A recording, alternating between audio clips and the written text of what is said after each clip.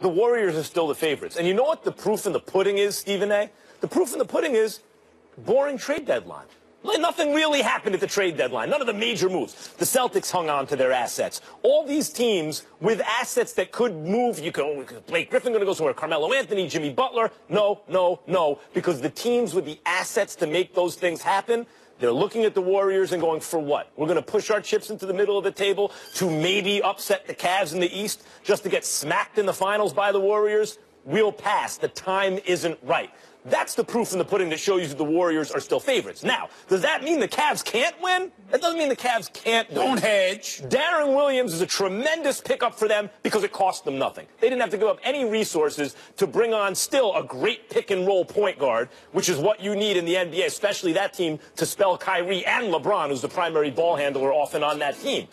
Yes, the Cavs can still win because LeBron James has shown he's Muhammad Ali against George Foreman. He can upset the apple cart. He can win in a miracle kind of comeback kind of way. But that's what it would take once again to beat the Warriors, who are prohibitive favorites. And again, the proof in the pudding is it was a frozen trade deadline. None of the teams made major moves because they didn't want to push their chips in just to lose in the finals. The Warriors are no longer the prohibitive favorites. It's just that simple. That doesn't mean they can't win. They're not the prohibitive favorites. And here's why. Not only is LeBron James the reigning defending NBA champion, not only is he, according to you, the greatest player in the world and myself, but especially you, because you never fail to say that. So you say that about LeBron James. You recognize that about the Cleveland Cavaliers. Plus, you were at that Game 7.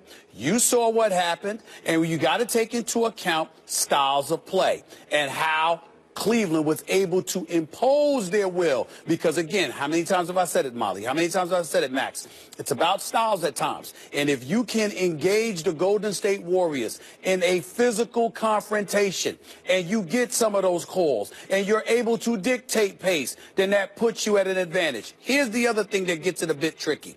Not only do you have LeBron, not only do you have Kyrie, not only do you now have a backup in Darren Williams, who actually is better than some starters if he just cared enough to be that way because the talent is there. But by acquiring, because the rumors has it that they're going to acquire Andrew Bogut.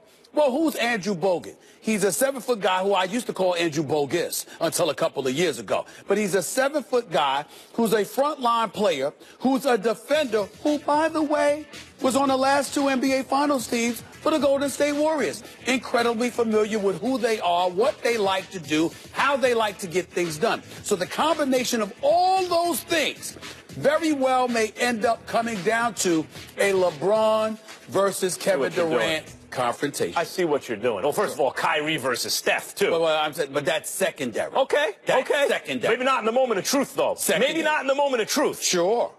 The point is, Andrew Bogut is a defensive presence, for sure. Sure. But to address the Warriors' weakness, their Achilles heel, he would need to be a guy who's really offensively adept in the low post. Like, you really want to exploit where the Warriors may be weak. It's that, a guy who will demand the ball in the post and exploit the fact that they don't have Andrew Bogut there. The irony is Andrew Bogut, the offensive player, is not the Andrew Bogut to exploit the absence of Andrew Bogut, the defensive player. He's not that kind of offensive player, really. He can do it a little bit, but he's not really that kind of weapon that you can use against the Warriors. I'm not sure what kind of an advantage strategically he gives them. Well, I appreciate you saying that you're not sure, because I'm very sure. Here's what I'm sure about.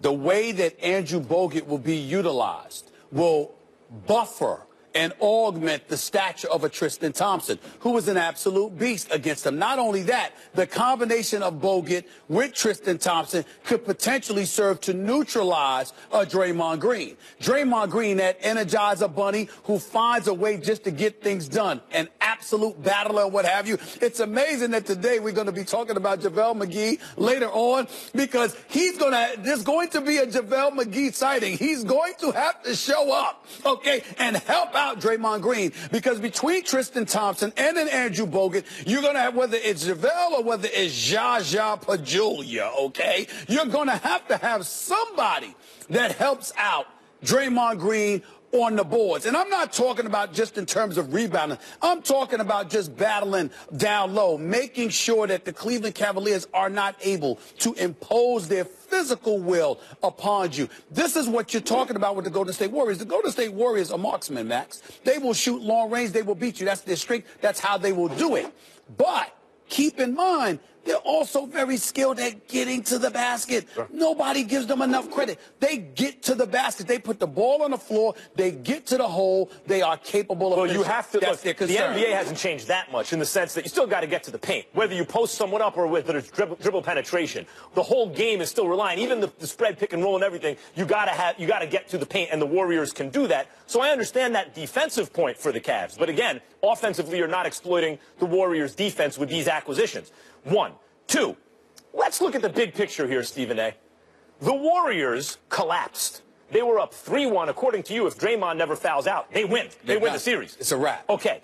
But there's some daylight, and they were exploited by the Cavs. Let's not forget, at home, Game 7. I was there. So were you. 4.5 minutes go by, and the Warriors, the greatest half-court offense in the history of basketball, don't score a single point. So a very unusual thing had to happen for the Cavs to come back, Draymond's suspension, plus that happenstance I just spoke about, for the Warriors to scrape and claw and barely get out by the skin of their teeth on the road with a Game 7 victory. What's happened since then, really? They acquire Kevin Durant. The Warriors acquire Kevin Durant, and they lose Harrison Barnes and Festus Ezeli, which were one of the reasons they struggled. Those two players were so inept in that finals that if you simply take them off the team and replace them with anyone else, the Warriors probably win that finals. I mean, that's how bad they were. You take those guys out, you replace them with Durant. And so it's Durant on the one side between two evenly matched teams. The Warriors probably should have won that series. And on the other side, you add 15 minutes of Darren Williams and whatever's left of Andrew Bogut. And you think that doesn't make the Warriors prohibitive favorites? Right. Because they're not playing with LeBron. And by the way, you give entirely too much credit to the Warriors' half-court offense last year. I don't. You know what I saw in the Warriors' half-court offense last year? When stuff broke down, Steph or Clay pulled up from 40 and all was well with the world. Yeah. That's what I saw. That's not a half-court offense. That's not a half-court offense. That's prolific shooters who you couldn't find for those 4 minutes that you talked about. Well, why were they open? And by the way, if their offense was so great, first of all, they weren't always open. And secondly, more importantly, if their offense was so great, as much as I love and respect Steve Kerr, how come they didn't find a way to get Klay Thompson the ball? Think about that. Because Steph was making careless passes and throwing the ball away. That was one of the reasons, not the only.